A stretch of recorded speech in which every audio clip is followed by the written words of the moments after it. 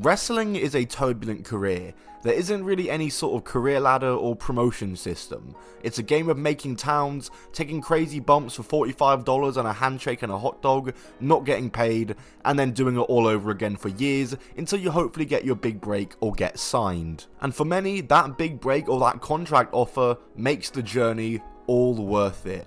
But there have been a rare few instances out there for people who did get their big break but weren't supposed to. Today we're going to be discussing wrestlers who were signed by accident. Wrestlers who thought they finally made it to the big time just to be told, oopsies, wrong person. Before we get into it though, make sure you subscribe with notifications on and like the video. I'll give you until the 3 count. And let's get into the video.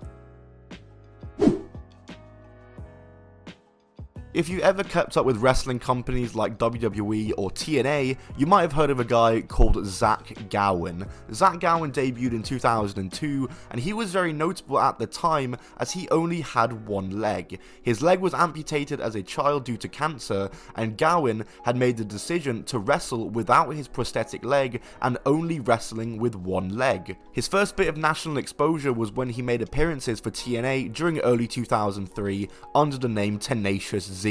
What a name that is, by the way. He made appearances on a couple of the weekly pay-per-views, and after leaving TNA, opted not to sign a contract with them as his trainer advised him to hold out for an offer from WWE as he felt it was likely that they were going to sign him. And sure enough, in the same year of 2003, WWE did just that, and Zach Gowen was signed to a WWE contract. And hey man, immediately into Zach Gowen's career, he joined up and was wrestling and mixing up and grappling with some of the biggest names and biggest stars in the company. People like the McMahons, Kurt Angle and Brock Lesnar, the latter of whom he had a match with on TV. We all remember that Brock Lesnar-Zach Gowen match. And he also had a pay-per-view match with Vince McMahon, literally the owner of the company. He was mainly used as a jobber after a hot start though, and was released from his contract in 2004, less than a year after he signed for the WWE. But you can't really put down his career. It was a very good run for, like, considering the circumstances. Like, the guy literally is a one-legged wrestler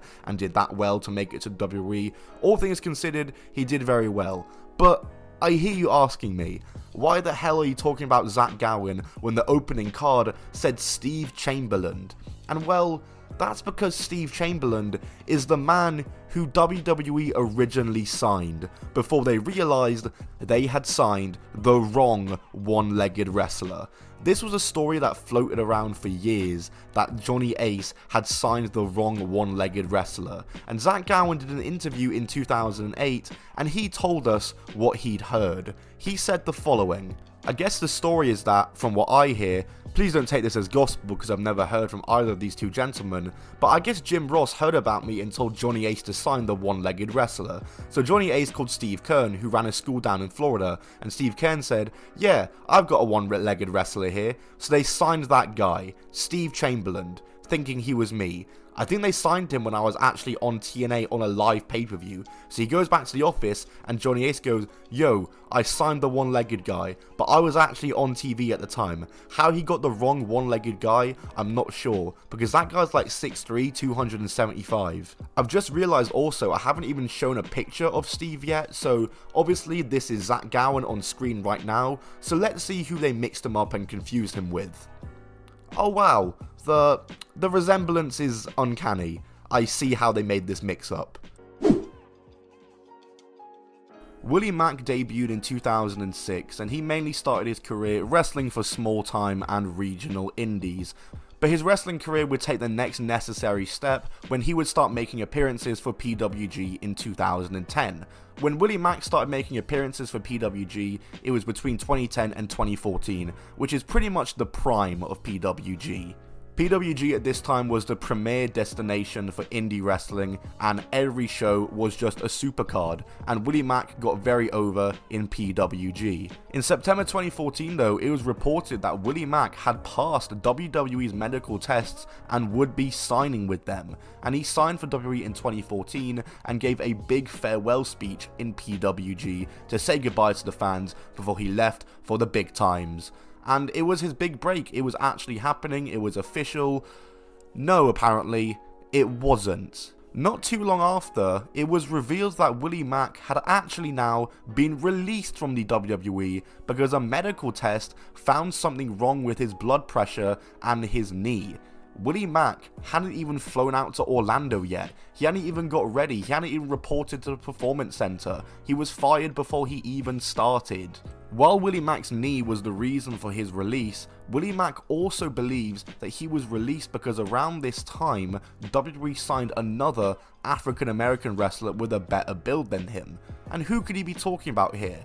Well, it's none other than Apollo Crews, who signed for WWE after taking part in a tryout camp. He took part in this camp just a month after Willie Mack was signed to WWE, so the timing does make sense. Willie Mack, like I said, hadn't even gone to Orlando before being released, and this release left him homeless for a while. Thankfully though, he got back on his feet and is now wrestling in MLW following a run in Impact Wrestling that included an X Division title reign. In April of 2012, TNA started TNA Gut Check. It was basically TNA's version of Tough Enough, where an up-and-coming wrestler is trying to get signed, but they do it very differently to how WWE does Tough Enough.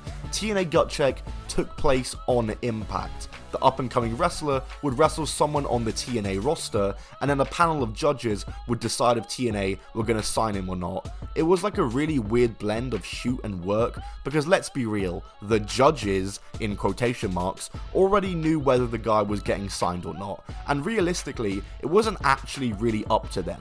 There's a good chance that TNA was just telling them who to say yes to and no to.